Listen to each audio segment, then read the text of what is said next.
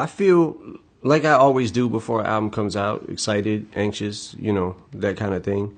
But as far as like what's changed, nothing's really changed as far as the way I approach music or anything like that. It's always been the same formula for me. Yes and no, the approach is the same but different. In other words, the inspiration, the preparation, all those things that go into an album stay the same as far as just paying attention to what is out and what the wave is right now. You know what I'm saying? And kind of figuring out like, okay, well, I don't want to necessarily box myself in and conform to anything, but how can I stay current and still be me? So I'm just updating all the time. Different flow patterns, trying to come up with new ones and things like that. So yeah, that process is the same. As far as approaching albums, I approach each album differently. As far as like what I probably record anywhere from 40 to 50 songs for each album. And, as I go through like my 2-year process is usually around what it takes when I start working on an album. As I go through that and I make a few songs a month, what I'll do is, if each song gets better, then I'll have, okay, I got 2 songs that I feel confident about. Let me see if I can get 3. And then I might do that third one and it doesn't come out the way I thought it would in my head. So I go back to the drawing board and just build like that. And as you go through, like some of your older songs get replaced by newer songs. And that's kind of how the process is for every album. Trump has definitely inspired some thoughts, which some of it I was able to get out on the BET cipher. But sometimes I get so flustered with that whole situation that I can't even really put it into words other than to walk around like mad all day at the studio. Like, oh my God, this motherfucker just did, whatever the next thing is. Like, you're just always waiting for the next thing. And it gets very frustrating. Sometimes I'm not able to put those thoughts into words. Skylar actually was on the original hook, and she had sent it to my manager, Paul, or played it for Paul. And then Paul liked it and sent it to Rick Rubin when I was out in LA working with him. And I walked in when he was kind of in the middle of playing it, and I was like, yo, what is this? And he said, Paul just sent it to me, Skylar, and just a piano. And by the second time the chorus came around, I was like, yo, this is speaking to me. So I took it in the other room, wrote the song to it, recorded it, came back, played it for Rick, and we started talking about my wish list. And Beyonce was always, she's been on that wish list for me for a long time.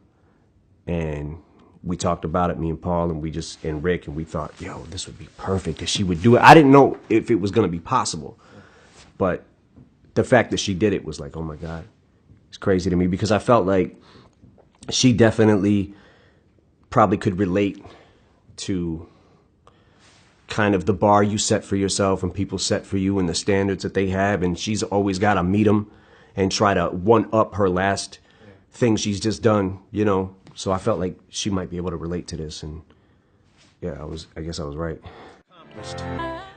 There's always something left for me to prove, because I'm always wanting to prove to myself that I can still do it. And, rap music is really, I don't know anything else, So I don't know what I'm going to do when I can't rap anymore. I'll probably fucking jump out a window or something. I don't know what I'm going to do. But I always try to stay inspired, and I'm always listening to what's new. And my own competitive spirit, I always want to be in that mix and at least in that conversation, And I think that sometimes I need that. I need being counted out, I guess, to try to prove people wrong, I guess. I don't know if they're at war, but yeah, I'm not sure how to answer that, because it's kind of always been like this for every album, that all three are just kind of intertwined with each other at any given time. You know, it's not necessarily I don't usually make a song like, okay, this is only Slim Shady, you know. It's kind of hard to actually do that, at least at this point in my life. Like, I kind of just sprinkle them all in there, you know. They're all throughout probably each song. Yeah, I don't know. I mean, as far as the new generation, I think that some of the artists coming up do, and some of them probably don't really care. You know, me in particular, I just the, I don't know. I've always been such a fan of rap too. My heroes will always stay my heroes, you know, and the people who especially like paved the road for someone like me. You know, I always pay homage to the ones who came before me, because they made hip hop what it is today. They are responsible. You know what I'm saying? Like, our hip hop forefathers are responsible for how that rap is even here.